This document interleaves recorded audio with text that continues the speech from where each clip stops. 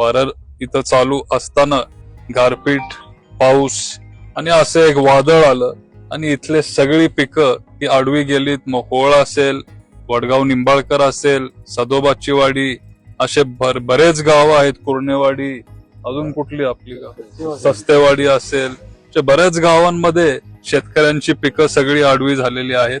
आणि आमचे जे काही आता गावं राहिलीत, बजरंगवाडी असेल, लाटे असेल, कुर्णेवाडी असेल, ह्या सगळ्या गावांमध्ये पण नुकसान बरंच झालेलं आहे. तेही आम्ही बघून घेणार. आता 10-12 वर्ष झाली आम्ही थांबलोय आमचं इन्कम वाढण्यासाठी, ते काय होत नाहीये.